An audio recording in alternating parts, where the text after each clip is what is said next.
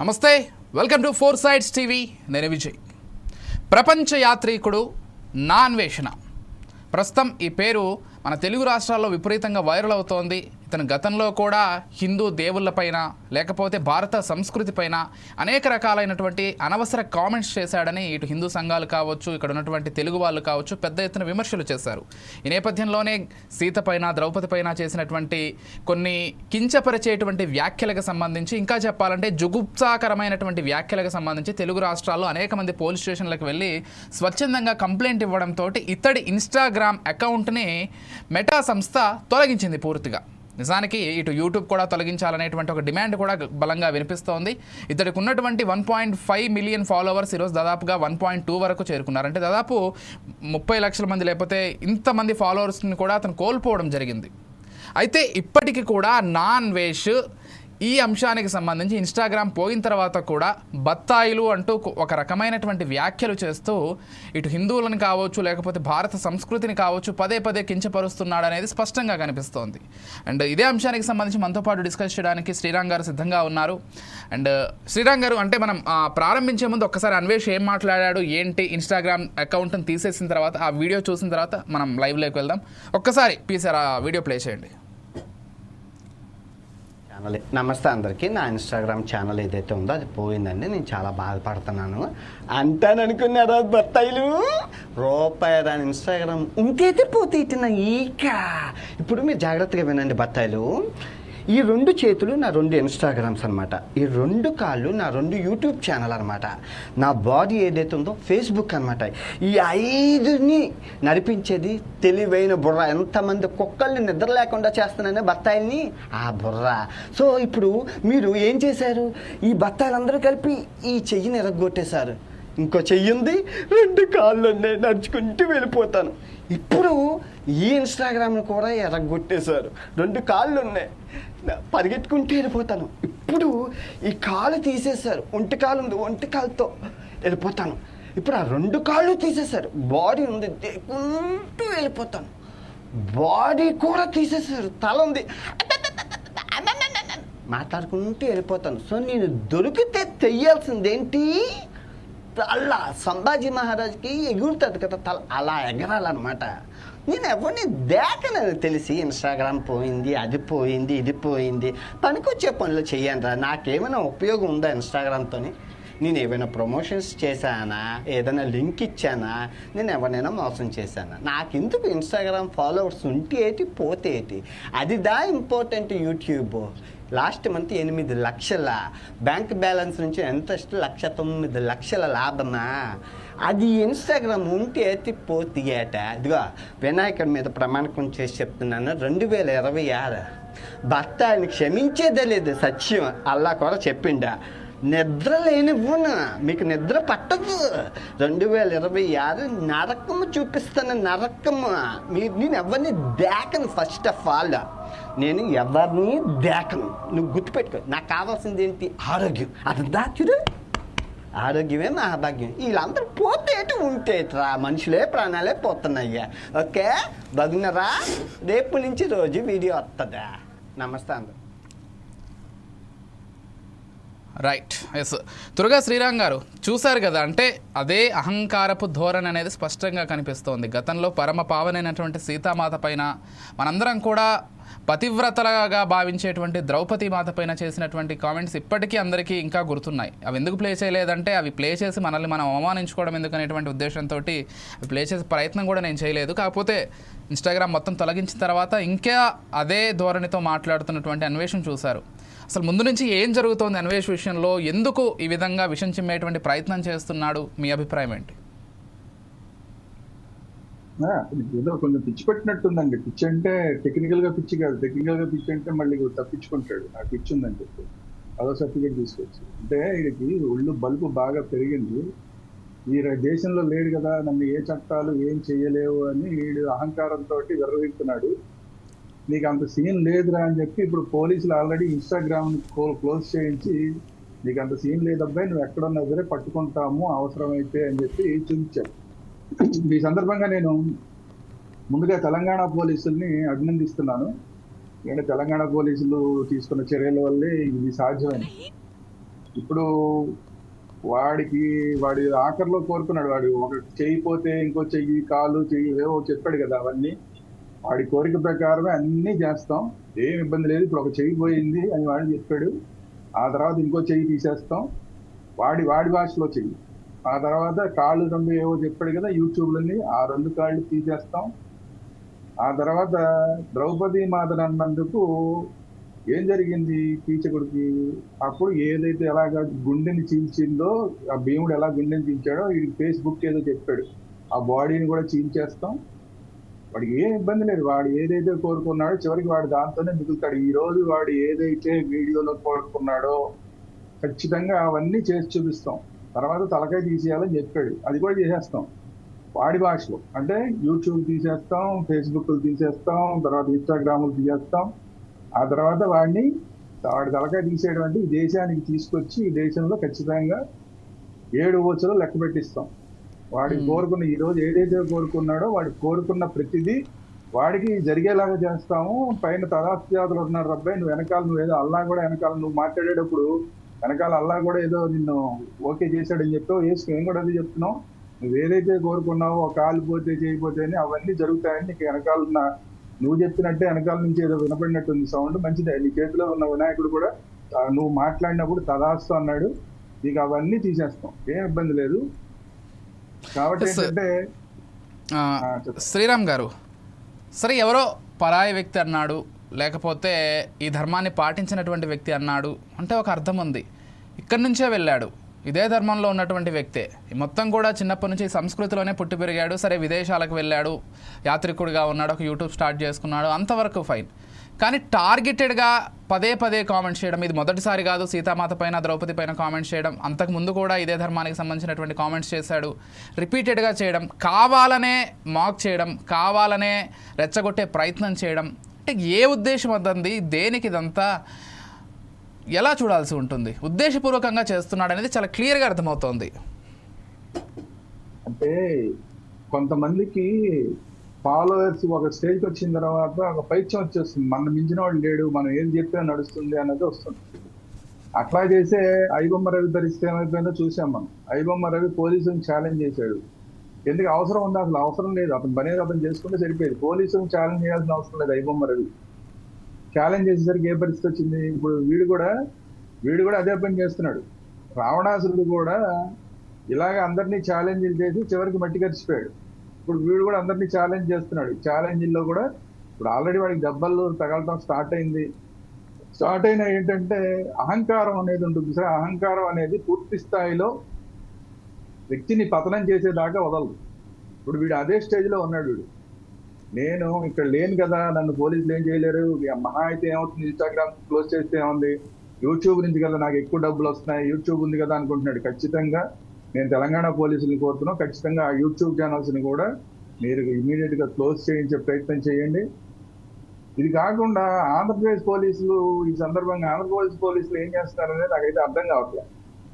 ఎందుకంటే తెలంగాణ పోలీసులు హైదరాబాద్లో ఇచ్చిన కంప్లైంట్ ఆధారంగా ఇవన్నీ చేశారు. అసలు దానికన్నా ముందు విశాఖపట్నంలో విహెచ్పి వాళ్ళు కంప్లైంట్ చేశారు అతని మీద. దాని మీద అసలు విశాఖపట్నం పోలీసులు ఎందుకని చర్యలు తీసుకోలేదు? అంటే ఈ యూట్యూబ్, ఫేస్బుక్ లేకపోతే ఇన్స్టా వరకు తీసే ప్రయత్నం జరగవచ్చు, కానీ అతన్ని టెక్నికల్గా అరెస్ట్ చేయడం సాధ్యపడదేమో అనేటువంటి ఒక చర్చ కూడా ఉంది లీగల్గా వెళ్తే. ఎందుకంటే అతను ఏదో దేశంలో ఉన్నాడు, అక్కడ కామెంట్స్ చేస్తే ఈ దేశ చట్టాల ప్రకారం అతన్ని లొంగి తీసుకునేటువంటి అవకాశం లేదనేటువంటి ఒక చర్చ కూడా జరుగుతోంది. టెక్నికల్గా ఇదంతా పాసిబుల్ అంటారా? No wrong. అది ఐబొమ్మ రవి విషయంలో అది కొంతవరకు రైట్. ఎందుకంటే అతను ఈ దేశ పౌరసత్వాన్ని వదిలేసుకున్నాడు. అతని దేశ పౌరసత్వాన్ని వదులుకొని వేరే దేశంలో చేసిన క్రైమ్ వేరే దేశంలో చేశాడు. అట్లాంటి వాడినే ఈ దేశంలో తీసుకొచ్చి శిక్షించాం. ఇక్కడ ఈ దేశంలో అతను రాగానే ఇమ్మీడియట్ గా శిక్షించాం. ఈ దేశంలో పోలీసులు అరెస్ట్ చేశారు. అతను పాస్పోర్ట్ ఇండియన్ పాస్పోర్ట్ మీద ఉన్నవాడిని మనం ఎందుకు శిక్షించలేము? అవన్నీ పిచ్చి మాటలు అవన్నీ. ఖచ్చితంగా అతను చేసి, కాకపోతే ఏంటంటే టైం పడుతుంది అంతే. ముందుగా అతన్ని పాస్పోర్ట్ సీజ్ చేయాలి. పాస్పోర్ట్ సీజ్ చేస్తే పోలీసుల చేతిలో ఉన్నది పాస్పోర్ట్ సీజ్ చేయడం. ఇప్పుడు యూట్యూబ్ అని కానీ ఇన్స్టాగ్రామ్ అని కానీ, అవి ఇన్స్టాగ్రామ్ వాళ్ళతో మెటా వాళ్ళతో మాట్లాడాలి, యూట్యూబ్ వాళ్ళతో మాట్లాడాలి, ఇవన్నీ ఉన్నాయి. ఇప్పుడు ఇన్స్టాగ్రామ్ విషయంలో సక్సెస్ అయ్యారు కదా పోలీసులు, యూట్యూబ్ విషయంలో ఎందుకు సక్సెస్ కారు? ఇంకొకటి ఇప్పుడు మన పోలీసుల చేతుల్లో ఉన్నవి చేయాలి కదా. పోలీసుల చేతుల్లో ఉన్న రెడ్ కార్నర్ నోటీస్ జారీ చేయడం పోలీసుల చేతుల్లో ఉంది, లేదంటే లుకౌట్ నోటీసులు జారీ చేయడం పోలీసుల చేతుల్లో ఉంది. ఈ రెండు పోలీసులు ఎందుకు చేయట్లా? సీతమ్మ వారి ఆంధ్రాకి సంబంధించిన సీతమ్మ వారా, ద్రౌపది అన్న తెలంగాణకి సంబంధించిన ద్రౌపది? ఈ దేశం మొత్తంలో ఈ దేశ అసలు దేశం ఏంటండి, ప్రపంచ వ్యాప్తంగా ధర్మాన్ని పాటించేటువంటి వాళ్ళందరికీ ఆరాధ్యనీయులు కదా వారంతా. మరి ఈ క్రైమ్ ఎక్కడ క్రైమ్? ఇది ఆంధ్ర క్రైమ్ కాదు, తెలంగాణ క్రైమ్ కాదు, ఎక్కడైనా సరే ఇది క్రైమే. అలాంటప్పుడు మీరు ఎందుకు రెడ్ కార్నర్ నోటీసులు ఇంకా జారీ చేయలేదు? ఆంధ్రప్రదేశ్ పోలీసులకు ఒక చట్టం, తెలంగాణ పోలీసులకు ఒక చట్టం ఉందా అని అడుగుతున్నా నేను. ఆంధ్రప్రదేశ్ పోలీసులు ఎందుకు రెస్పాండ్ కావట్లేదు? దీని మీద ఎందుకు చర్యలు తీసుకోవట్లేదు? విశాఖపట్నం సిపి గారు ఏం చేస్తున్నారు ఈ విషయంలో? విశాఖపట్నం ఆంధ్రప్రదేశ్ డీజీపీ గారు ఏం చేస్తున్నారు ఈ విషయంలో? ఓ పక్కన తెలంగాణ పోలీసులు తీసుకునే చర్యలు మన కళ్ళంజలు కనబడుతున్నాయి కదా. ఆంధ్రప్రదేశ్ పోలీసులు ఎందుకు చర్యలు తీసుకోరు? తీసుకుంటే కనుక ఈ వాటికి ఇంకా కొంచెం స్పీడప్ అవుతుంది కదా విషయం అనేది. ఒక ఆంధ్ర పోలీసులు మాత్రమే కాదు, తెలంగాణ పోలీసులు మాత్రమే కాదు, ఆంధ్ర పోలీసులు కూడా మెటా కంప్లైంట్ చేశారు, లేదంటే యూట్యూబ్ కంప్లైంట్ చేశారంటే ఇంకా స్ట్రాంగ్ అవుతుంది కదా కేసు. ఏం ఆ విధంగా ఎందుకు చర్యలు తీసుకోరు? అవును, ఎవరు ఆపుతున్నారు వీళ్ళని? చూడాల్సి ఉంటుంది. తెలుగుదేశం ప్రభుత్వం మరి కూటమి ప్రభుత్వం ఎవరైనా దీన్ని ఆపే ప్రయత్నం చేస్తున్నారా? వాళ్ళు చేస్తారు నేనైతే అనుకోవట్లా. ఖచ్చితంగా చేయరు, చూద్దాం. అదే మరి అలాంటప్పుడు పోలీసులు ఎందుకు అంత అలసత్వం వహిస్తున్నారో మరి ఎందుకు వస్తారు? కాబట్టి ఏంటంటే ఇమీడియట్ గా చర్యలు తీసుకోండి. అతని పాస్పోర్ట్ సీజ్ చేయండి. పాస్పోర్ట్ సీజ్ చేయడం కాకుండా రెడ్ కార్నర్ నోటీస్ జారీ చేస్తే అతను వేరే ఏ దేశానికి వెళ్ళలేడు. ఇమీడియట్ గా అతను ఏ ఎయిర్పోర్ట్ కి వెళ్ళినా కూడా ఆపేస్తారు. లేదంటే మామూలు స్టీమర్ లో వెళ్దామని పోర్టుకి వెళ్ళినా కూడా అక్కడ షిప్కి వెళ్దామని అక్కడ ఆపేస్తారు. ఎక్కడైనా ఆపేస్తారు అతన్ని. ఇమీడియట్ గా అతను తీసుకురావచ్చు. ముందు అసలు పాస్పోర్ట్ సీజ్ అయితే అతను ఏ దేశానికి వెళ్ళడానికి ఇంకా వీసాలు రావు. ముందు ఆ పని చేయండి. అది కాకుండా అతను ఆ దగ్గర డబ్బులు ఉన్నాయని అహంకారంతో మాట్లాడుతున్నాడు. ముందు అతని అకౌంట్లు సీజ్ చేయండి. అకౌంట్లన్నీ ఇండియన్ అకౌంట్స్ అతను వాడుతున్నాడు. ఇండియన్ అకౌంట్స్ వాడుతున్నప్పుడు మీరు ఎందుకు సీజ్ చేయట్లేదు? సో ఇది చేస్తే కనుక అతనికి బుద్ధి వస్తుంది. ఇప్పుడు అవన్నీ కూడా జరుగుతాయి. అతను ఏదైతే కోరుకున్నాడో ఆ చెయ్యి, ఈ చెయ్యి, ఈ కాలు, ఆ కాలు, ఇవన్నీ అన్ని తీసేయడం అనేది పోలీసుల చేతులు నిమిషాల పని. అంటే శ్రీరామ్ గారు, మరొక విషయం మీరు గమనించారో లేదా, అతను వీడియోలో కూడా చాలా స్పష్టంగా ఏం చెప్తున్నాడు అంటే, ఇన్స్టాగ్రామ్ పైన నాకు ₹1 కూడా రాదు, ఇన్స్టాగ్రామ్ ఫాలోవర్స్ నాకు ఉంటే ఏంటి పోతే ఏంటి, అసలు ఫరక్ పడదు అనేటువంటి ఒక తీరులో మాట్లాడాడు. అదే సందర్భంలో యూట్యూబ్ ద్వారా నాకు గత నెలలో కూడా 8 లక్షల ఆదాయం వచ్చిందంటూ మాట్లాడాడు. ప్రధానంగా ఫోకస్ చేయాల్సిందే యూట్యూబ్ పైన, పోలీసులు కానీ లేకపోతే వ్యవస్థ కానీ. ఆ యూట్యూబ్ రెవెన్యూ రావడం వల్లే అతను ఇంతలా మాట్లాడుతున్నాడు. అసలు యూట్యూబ్ పైన ఫోకస్ చేయాలనేది ఒక చర్చ, అండ్ దానిపైన కొంత చర్యలు తీసుకుంటే బాగుంటుందేమో. ఖచ్చితంగా అండి. ఆల్రెడీ చాలా మంది హిందువులు రిపోర్ట్ కొట్టారు. మరి యూట్యూబ్ వాళ్ళు ఎందుకు చర్యలు తీసుకోలేదని అర్థం కాల. అందుకనే అనేక మంది అతని మీద రిపోర్ట్లు కొట్టిన తర్వాత, యూట్యూబ్ ఛానల్ మీద రిపోర్ట్ కొట్టిన తర్వాత పోలీసులు కనుక ఇమ్మీడియట్ గా దీని మీద చర్యలు ఎదిగితే 2 నిమిషాల పని. ఆ యూట్యూబ్ ఛానల్ పోవడం అనేది 2 నిమిషాల పని. పోలీసుల చేతుల్లో ఉంది. పోలీసులు కూడా కంప్లైంట్ ఇస్తే యూట్యూబ్ కి, అది ఆంధ్రప్రదేశ్ పోలీసులు అవ్వనివ్వండి, తెలంగాణ పోలీసులు అవ్వనివ్వండి, వాళ్ళు కనుక కంప్లైంట్ చేస్తే యూట్యూబ్ కూడా ఖచ్చితంగా చర్యలు తీసుకుంటుంది. ఇప్పుడు ఉన్న అవగాహన ప్రకారం ఏంటంటే తెలంగాణ పోలీసులు అదే పనిలో ఉన్నారు. కాబట్టి ఆంధ్ర పోలీసులు కూడా నేను రిక్వెస్ట్ చేస్తున్నా, మీరు కూడా ఈ పని మీద తీవ్రంగా చేయండి. చేస్తే కనుక అతను ఇప్పుడు కూడా అహంకారం మాట్లాడుతారు. ఇన్స్టాగ్రామ్ పోయిన తర్వాత కూడా అహంకారంగా మాట్లాడుతున్నారంటే అతని మీద ఎంత తీవ్రమైన చర్యలు తీసుకోవాలో అనేది మీకే అర్థమవుతుంది. పోలీసులు ఒకసారి వీడియో చూస్తే కనుక మీకు అర్థమవుతుంది అతను పంపించిన వీడియో. కాబట్టి పోలీసులు ఈ విషయాన్ని సీరియస్ గా తీసుకోవాలి. అతను మామూలు థ్రెట్ కాదండి, దేశానికి థ్రెట్ అతను. అసలు ఇంకో విషయం ఏంటంటే, అసలు వెనకుండి ఎవరైనా ఇదంతా మాట్లాడిస్తున్నారా, చేపిస్తున్నారా, ఏమైనా గ్రూప్స్ ఏమైనా ఉన్నాయనేటువంటి ఇది కూడా ఉంది. లేకపోతే ఇంత ధైర్యంగా మాట్లాడడం ఏంటి ఇంత జరిగిన తర్వాత కూడా? అదే అండి, అతనికి రాబోయే రోజుల్లో అసలు ఇక్కడికి వచ్చి ఏమన్నా అసలు ఎంపీ గానీ ఎమ్మెల్యే గానీ పోటీ చేసే ఉద్దేశం కూడా ఏమైనా ఉందేమో. ఎందుకంటే ఏదో రకంగా పబ్లిసిటీ వస్తుంది కదా. ఇంకా నాకు యూట్యూబ్ లో నాకు ఇంకా ఫాలోవర్స్ ఉన్నారు కదా, వీళ్ళందరూ ఓట్లు వేస్తే నేను గెలిచిపోతాను ఏదో నియోజకవర్గాలు అనుకుంటున్నాడేమో. అసలు అతను కనుక ఇండియా వచ్చిన మరుక్షణం పోలీసులతో కూడా పని లేదు, హిందువులే అతన్ని శిక్షిస్తారు. పోలీసులతో కూడా పని లేదు. మీరు జస్ట్ అతని మీద రెడ్ కార్నర్ నోటీసులు, లుకౌట్ నోటీసులు జారీ చేస్తే అతను రాగానే మీరు పట్టుకుని అసలు పోలీసులు కూడా శిక్షించే పనిలా మీరు పలానా అయ్యో ఇక వచ్చాడు ఇక్కడ మేము అప్పచెప్తున్నాం అని చెప్పి హిందువులకు అప్పచెప్పండి, హిందువులే చూసుకుంటారు అతని సంగతి ఏంటనేది. ఇక సర్లేండి, చట్టాలతో కూడా పని ఉండదు. చట్టాన్ని చేతిలోకి తీసుకోవడం ఎందుకు కానీ చట్టపరంగానే వెళ్దాం. సరే అతను ఎంత కేర్లెస్ గా మాట్లాడుతున్నాడు చూడండి, దాన్ని బట్టి చెప్తున్నా నేను. ఇప్పుడు ప్రజల చేతికి ఎప్పుడైనా వస్తే, ఇప్పుడు మొన్న ఒక అమ్మాయిని ఒకడు చంపేసి ఒక వాటర్ ట్యాంక్ లో కుక్కేశాడు, ఏమైంది అతని పరిస్థితి? ఏమైంది అతని పరిస్థితి? వీడి పరిస్థితి కూడా రేపు పొద్దున అంతే అవుతుంది. ఖచ్చితంగా కర్మ అనేది ఈ రోజు కాకపోవచ్చు, కొంచెం లేట్ అవ్వచ్చు అంతే, కానీ ఖచ్చితంగా తిరిగి ఇస్తుంది కదా. అసలు ఈ దేశంలో ఉంటే ఈ పాటికి అయిపోయేదండి. వీడికి కావాల్సిన కోరుకున్నవన్నీ ఈ పాటికి అయిపోయేవి. వాడు ఏం కోరుకున్నాడు? ఇప్పుడు రావణాసుడు కూడా ఏం కోరుకున్నాడు? నేను ఒక మనిషి చేతుల్లో చావకూడదు అని కోరుకోలేదు. ఎంత అహంకారం ఉంటే మనిషి చేతుల్లో చావకూడదు అని కోరుకోలేదు. చివరికి ఏమైంది? మనిషి చేతుల్లో తెచ్చిపోయాడు కదా. అంతే కదా. అట్లా ప్రతి ఒక్క రాక్షసుడు కూడా చివరికి వాడు ఏదో రకంగా వాడు కోరుకున్న వరాన్ని బట్టి పోయాడు. ఇప్పుడు వీడు కూడా కోరుకున్నాడు, ఈ రోజు వరం కోరుకున్నాడు, నాకు కాలు పోవాలి, చెయ్యి పోవాలి, ఇవన్నీ కోరుకున్నాడు. అదే జరుగుతుంది, అది ఖచ్చితంగా జరుగుతుంది. ఈ రోజు కాదు రేపు, రేపు కాదు రేపు, పోలీసుల చేతుల్లో ఉంది. నాకు తెలంగాణ పోలీసు మీద పూర్తి స్థాయిలో నమ్మకం కుదిరింది. ఇప్పుడు వాళ్ళు ఖచ్చితంగా చేస్తారని నేను కోరేది ఏంటంటే, వాళ్ళకి తోడు ఏపీ పోలీసులు కూడా దీని మీద సీరియస్ యాక్షన్ తీసుకోండి, అందరం కలిసి అతని మీద చర్యలు తీసుకుందాం. ఎందుకు ఇంత చెప్తున్నానంటే, అతని దేశంలో ఉంటే మనం ఏ రకంగా పట్టుకోవచ్చు. అతని దేశం బయట ఉండి ఈ దేశానికి హిందుత్వానికి వ్యతిరేకంగా సవాలు విసురుతున్నాడు, చట్టాల వ్యతిరేకంగా సవాలు విసురుతున్నాడు. మీరు నన్ను ఏం చేయలేరు అంటున్నాడు, నాకు డబ్బులు వస్తున్నాయి అంటున్నాడు. ఎన్ని ఛాలెంజ్లు, ఒక ఛాలెంజ్ కాదు, చాలా ఛాలెంజ్లు చేస్తున్నాడు.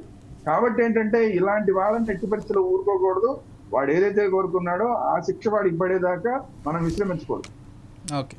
అండ్ మరొక విషయం ఏంటంటే, అసలు ఈ మొత్తం వ్యవహారం ఎక్కడ స్టార్ట్ అయిందో కూడా ఒకసారి మళ్ళీ నెమరేసుకునేటువంటి ప్రయత్నం చేద్దాం.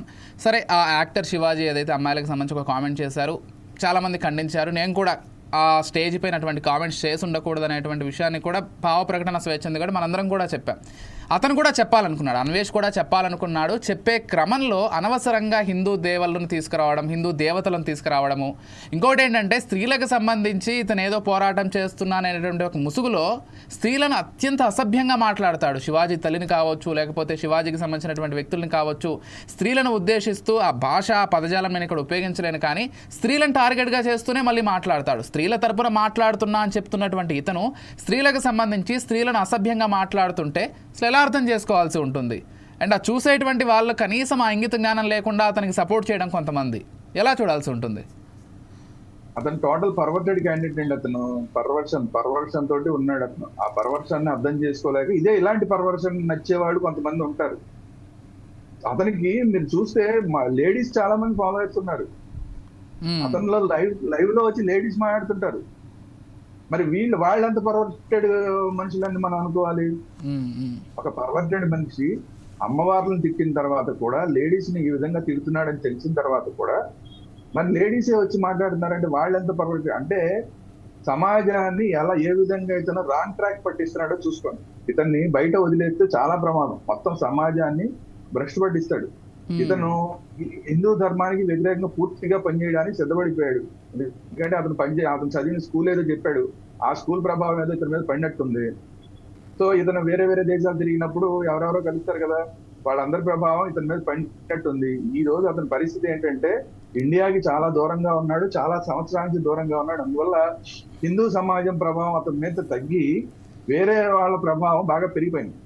సరే అండి, ఇప్పుడు శ్రీరామ్ గారు, సరే హిందూ మతానికి వ్యతిరేకంగా మాట్లాడాలనుకోనో లేకపోతే ఏదైనా సైద్ధాంతిక పరంగా మాట్లాడమని చెప్పండి, ఈ తప్పులు ఉన్నాయి, ఇవి నేను చెప్పదలుచుకున్నాను, లేకపోతే ఈ ప్రసంగాలు చేసేటప్పుడు ఈ విధంగా హిందూ సమాజం కొంత తప్పుదోవ పట్టిస్తుంది, ఇదంతా సైద్ధాంతికంగా చెప్పమనండి.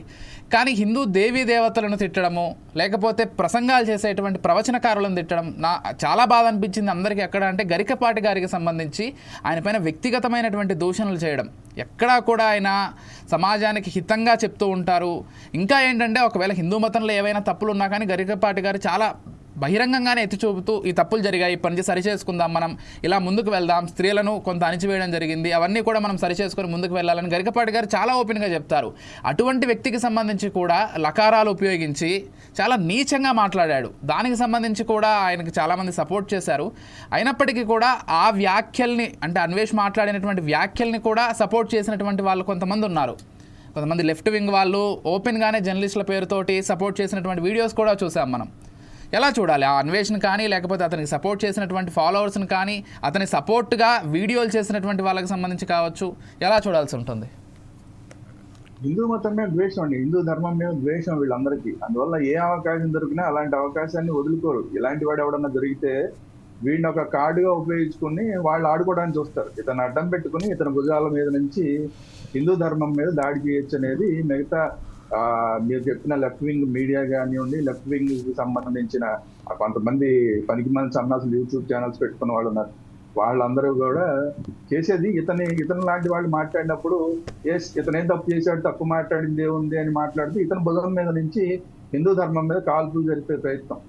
సో ఇలాంటి వాళ్ళు ఎప్పుడైనా ఉంటూనే ఉంటారు. అందుకని ఇంకొక వీడు హిందూ ధర్మం మీద పూర్తి స్థాయిలో ఎలాగ చేస్తున్నాడు అనేది ఒక ఎత్తు అయితే, ఇతను ఈ దేశాన్ని కూడా విమర్శించాడు. ఆ దేశాన్ని చూసి నేర్చుకోండి, ఈ దేశాన్ని చూసి నేర్చుకోండి, ఆ దేశం అంత బాగుంది, మన దేశం అలా చంకనాగిపోయింది, ఇలా మాట్లాడుతున్నాడు. కాబట్టి ఏంటంటే వీడు వేరే దేశంలో ఇండియాలో ఉండి దీని మీద చర్చ పెడితే ఓకే, దాని మీద ఎవరైనా చర్చించరు, మాట్లాడదామండి. ఇప్పుడు ఎవరైనా ఇప్పుడు చైనా అది ఏదో కనిపెట్టింది, ఇండియా కూడా కొంత డెవలప్ అవ్వాలి, ఇటువంటివన్నీ కూడా మాట్లాడొచ్చు. పోతే ఇంటెన్షనల్గా చేస్తున్నాడు అతను. అసలు భారతదేశం దేనికి పనికిరాదు, ఇతర దేశాలన్నీ ఏదో గొప్పగా సాధించేసాయనేటువంటి ఒక ఇదిలో ఉన్నాడు. మాట్లాడడం వేరు, చర్చించడం వేరు, దూషించడం వేరు. ఎగ్జాక్ట్లీ తేడా ఉంటుంది. మాట్లాడితే ఇబ్బంది లేదు, చర్చ ఆ లైన్ ఎప్పుడో క్రాస్ చేసేసాడు, ఆ లైన్ తుడిపేసి ఎప్పుడో క్రాస్ చేసేసాడు అతను.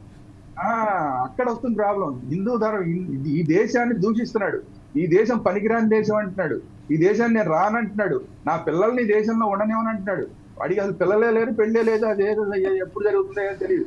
నా పిల్లల్ని కూడా నేను ఇక్కడ ఉండనివ్వను, ఈ దేశంలో ఉండనివ్వను, ఈ దేశంలో ఉంటే పాడైపోతారు నా పిల్లలని. అంటే ఈ దేశాన్ని దూషిస్తున్నాడు అతను.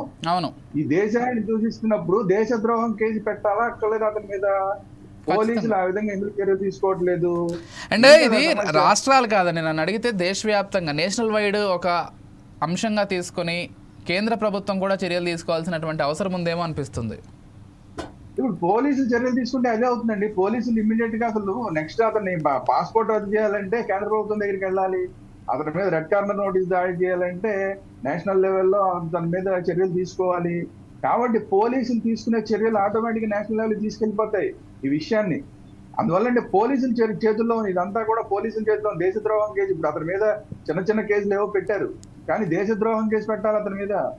ఈ దేశాన్ని పూర్తి స్థాయిలో విమర్శిస్తున్నాడు అతను, దూషిస్తున్నాడు.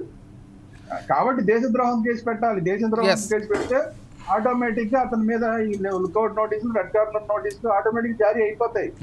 సో ఆ పని ఇమీడియట్ గా పోలీసులు చేస్తే కనుక చాలా బాగుంటుంది. నాకైతే తెలంగాణ పోలీసుల మీద అయితే నమ్మకం ఉంది. మళ్ళీ చెప్తున్నాను, ఆంధ్ర పోలీసులు ఇప్పటిదాకా చాలా అలసత్వం వహించారు ఈ విషయంలో.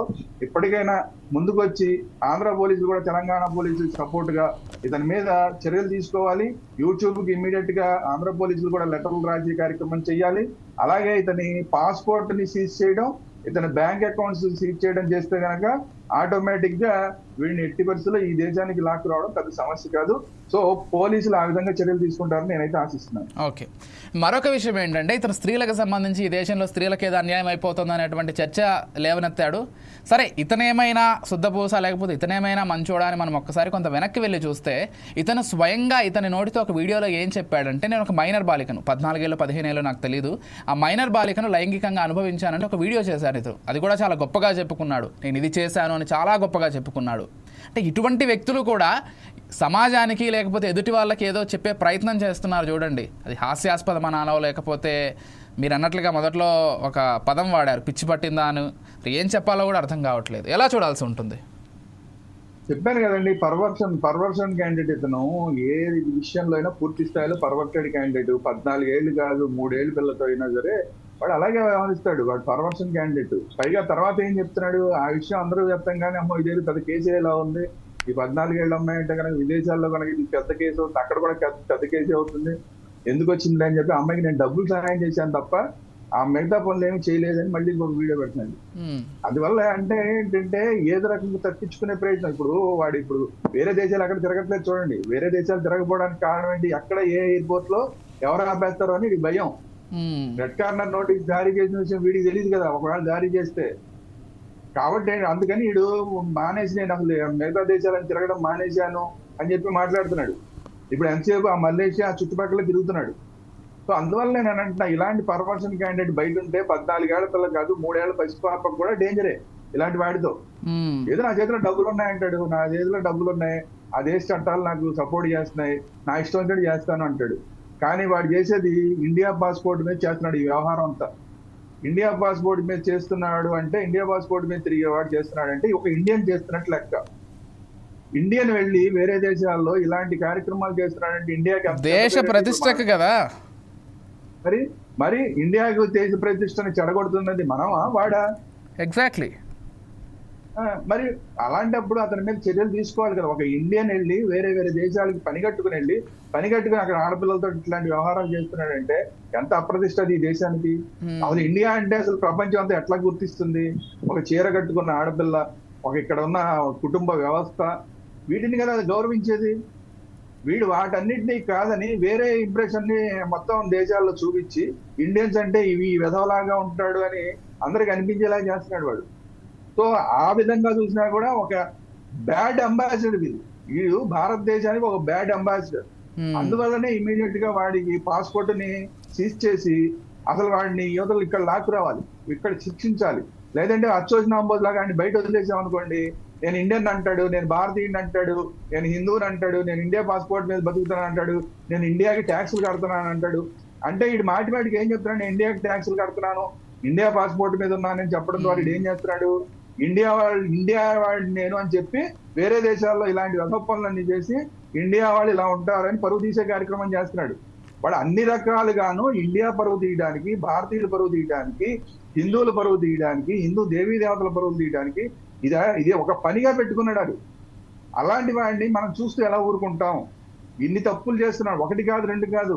వీడు శిశుపాలు లాగా అన్ని తప్పులు అయిపోయినాయి, 108 అయిపోయినాయి. అందుకే ఇవాళ ఒక చేయి తెగిపోయింది, ఇంకా మిగతావన్నీ ఒకటి తెగిపోతాయి. అందుకనే చెప్తున్నాను నేను, ఇలాంటి వాడిని ఎట్టి పరిస్థితిలో ఉపేక్షించడానికి వీల్లేదు. వీడు మామూలు బయట తిరిగి ఏమన్నా ఒక రేపులు చేసేవాడి కన్నా కూడా వీడు దారుణం. వాడైతే ఏదో ఆవేశంతో చేస్తాడు, వీడు ఆలోచనతో చేస్తున్నాడు. ఆవేశంలో రేపు చేసేవాడు వీడు, ఆలోచనతోటి దేశానికి వ్యతిరేకంగా పనిచేసేవాడు ఇంకా దుర్మార్గుడు. కాబట్టి వీడు ఆలోచనతో చేస్తున్నాడు. నా బుర్ర అని చెప్తున్నాడు. చూడండి, ప్రతిసారి మాట్లాడినప్పుడు నేను చాలా తెలివైన మాట్లాడుతున్నాడు. అంటే వీడు ఒక ప్రణాళికాబద్ధంగా ఈ దేశం మీద దాడి చేస్తున్నాడు, ఈ దేశ ధర్మం మీద దాడి చేస్తున్నాడు, ఈ దేశ పోలీసులు నన్ను ఏమీ చేయలేరంటున్నాడు. కాబట్టి ఇన్ని తప్పులు చేస్తున్న వాడిని ఎట్టి పరిస్థితుల్లో ఉపేక్షించడానికి వీల్లేదు. ఎగ్జాక్ట్లీ. అందువల్ల ఇతని మీద అన్ని రకాల చర్యలు తీసుకోవాలి. ఎస్. అండ్ ఫైనల్గా శ్రీరామ్ గారు ఒక విషయం అయితే ఖచ్చితంగా మాట్లాడాలి. ఎందుకంటే అతను దేశం బయట ఉండి ఇవన్నీ చేస్తున్నాడు, అయితే అంతర్గతంగా దేశంలో ఉండి అతన్ని పెద్ద ఎత్తున సపోర్ట్ చేసేటువంటి ఒక బ్యాచ్ ఉంది. అతని యూట్యూబ్ ఛానల్ మనం ఓపెన్ చేస్తే కింద కామెంట్స్లో అన్వేషణ ఐ లవ్ యూ, అన్వేషణ నువ్వు మాట్లాడేది చాలా బాగుంది, ఇలాగే ఇంకా రెచ్చిపోయి మాట్లాడనేటువంటి ఒక బ్యాచ్ కూడా ఉంది. అట్లీస్ట్ వీళ్ళనైనా ఫైండ్ అవుట్ చేసి వీళ్ళపైన అయినా చర్యలు తీసుకోవాల్సినటువంటి బాధ్యత ఖచ్చితంగా పోలీసులకు ఉంది. ఎందుకంటే హేట్రేట్ అనేది వీళ్ళు ఈ రకంగా స్ప్రెడ్ చేస్తున్నారు. అతను వీడియో ద్వారా స్ప్రెడ్ చేస్తున్నాడు, కింద కామెంట్స్ రూపంలో మరికొంతమంది ఇంకో రకంగా స్ప్రెడ్ చేస్తున్నారు. అయితే అల్టిమేట్గా వీళ్ళంతా కూడా ఈ ధర్మానికి సంబంధించి, దేశానికి సంబంధించి వ్యతిరేకంగా వాళ్ళ భావజాలం ఉందనడంలో ఎటువంటి సందేహం కూడా లేదు. అట్లీస్ట్ వీళ్ళపైనైనా కానీ బేసిక్గా చర్యలు తీసుకోవాలనేటువంటి ఒక గట్టి డిమాండ్ కూడా ఉంది. మీరేం చెప్తారు అతని ఫాలోవర్స్కి సంబంధించి?